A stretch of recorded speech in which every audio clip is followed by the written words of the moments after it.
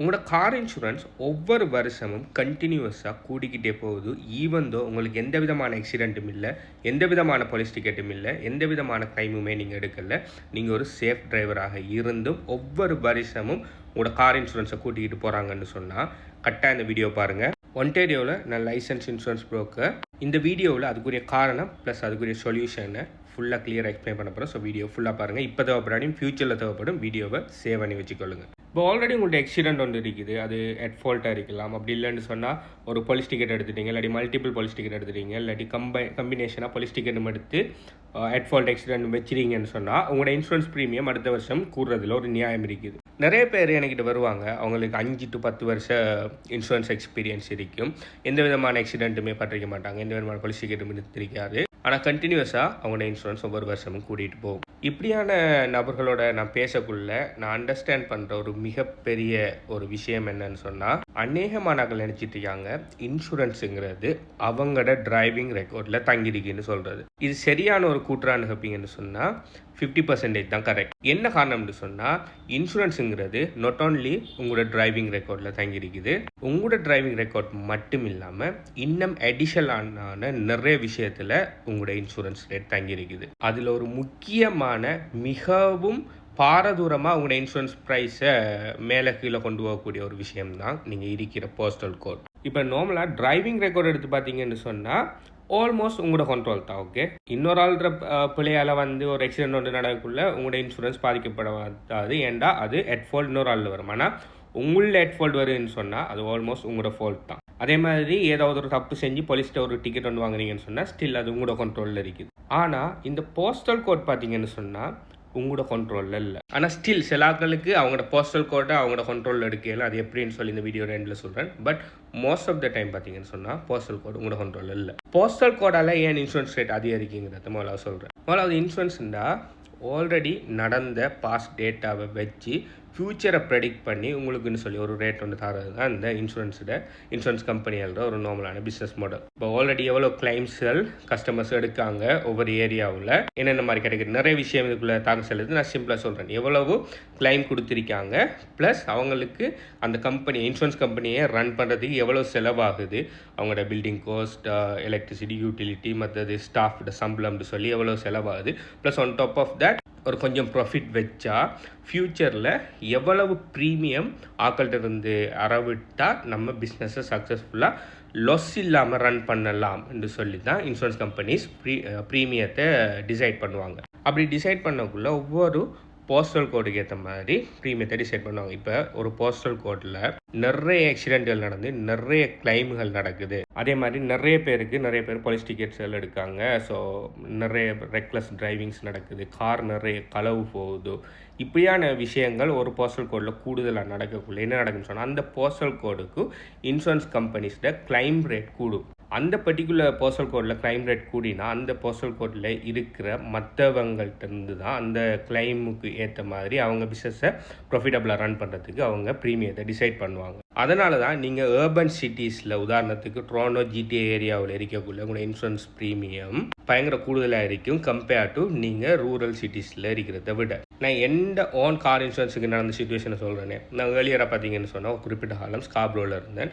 அந்த டைமில் என்ன இன்சூரன்ஸ் ரேட் பார்த்தீங்கன்னு சொன்னால் ஆல்மோஸ்ட் $600. அதுக்கு பிறகு நான் பிக்கரிங்கு மூவ் ஆகினேன். ஸ்காப்ரோவில் இருந்து பிக்கரிங் நெக்ஸ்ட் ஊருங்கிறது நிறைய பேர் உங்களுக்கு தெரிஞ்சிருக்கும், ஜஸ்ட் ஒரு 20 கிலோமீட்டர்ஸ் தான். அப்படி நான் ஸ்காப்ரோவில் இருந்து பிக்கரிங் மூவ் ஆகின உடனே என் இன்சூரன்ஸ் பார்த்தீங்கன்னு சொன்னால் $600 $350-340 குறைஞ்சிக்கு, ஆல்மோஸ்ட் 50% குறைஞ்சிக்கு ஜஸ்ட் ஸ்காப்ரோவில் இருந்து பிக்கரிங் மூவ் ஆகினதுக்கு. அதுக்கான ஸ்காப்ரோவில் இருந்து பிக்கரிங் மூவ் ஆன குறைன்னு சொல்ல வரல. இதில் சொல்ல வர விஷயம் என்னென்னு சொன்னால், போஸ்டல் கோட் நீங்கள் என்னதான் நீங்கள் சேஃபாக ட்ரைவ் பண்ணியிருந்தாலும், என்னதான் நீங்கள் ப்ராப்பராக ட்ரைவ் பண்ணியிருந்தாலும், உங்களோட போஸ்டல் கோடில் இருக்கிற டோட்டல் ஆட்களும் ரெஸ்பான்சிபிளாக இல்லாட்டி உங்களோட இன்சூரன்ஸ் அதில் பாதி தாக்கம் செலுத்தும். இதை தாண்டி இன்னும் சில விஷயங்களும் உங்களோட இன்சூரன்ஸ் ரேட்டில் தாக்கம் செலுத்தும். அதில் ஒன்று ரிப்பேர் காஸ்ட்டுகள் அதிகரிச்சிட்டு போகிறது.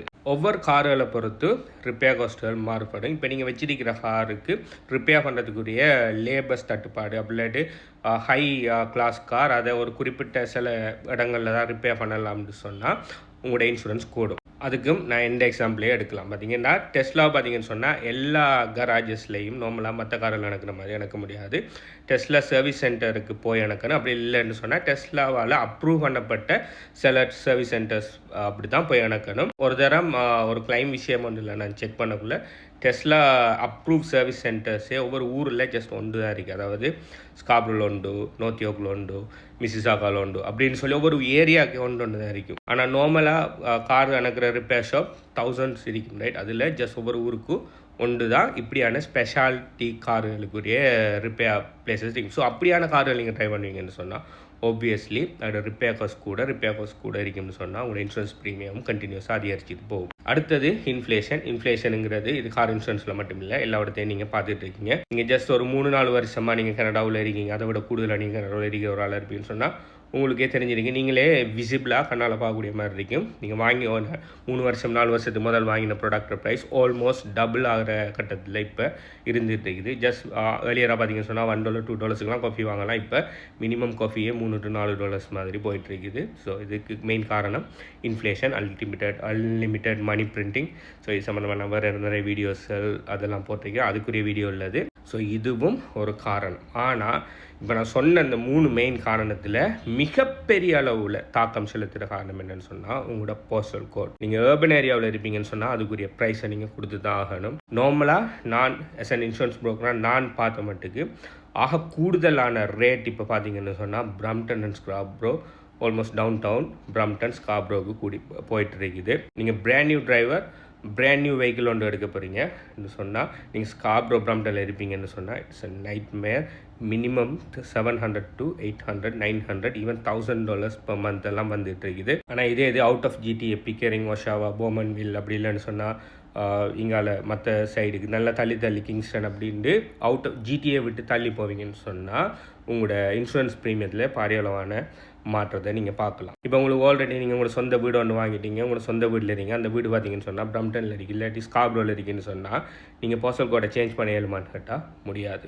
ஆனால் நீங்கள் ஒரு ரிமோட் எம்ப்ளாயி, ஒர்க்குக்கு ஒரு வீக்கில் ஒன்ஸ் தான் போவீங்க, இல்லாட்டி 100% ஒர்க் ஃப்ரம் ஹோம் செய்கிறீங்கன்னு சொன்னால் நீங்கள் தாராளமாக அவுட் ஆஃப் ஜிடிஏ மூவ் ஆகி உங்களுக்கு இது ரெண்டல், அது உங்களுக்கு ஓன் வீடு இல்லை, நீங்கள் ரெண்ட்டுக்கு இருக்கிற ஆளாக இருப்பீங்கன்னு சொன்னால் நீங்கள் அவுட் ஆஃப் ஜிடிஏ மூவ் ஆகலாம். உங்களோட ரெண்ட் ப்ரைஸும் குறையும். அதாவது டொரண்டோ ஜிடிஏக்குள்ளே இருக்கிற ரெண்ட்டை விட ரெண்ட்டுக்கு ப்ளஸ் குறைஞ்ச அளவு இன்சூரன்ஸுக்கு நீங்கள் போகணும்னு நினைப்பீங்கன்னு சொன்னால் நீங்கள் உங்களோட போஸ்டல் கோடை அர்பன்லேருந்து ரூரலுக்கு மாற்றுறது பெட்டர் சொல்யூஷன். ஆனால் நீங்கள் உண்மையாக அந்த இடத்துல இருந்து மூவ் ஆகி போகணும்.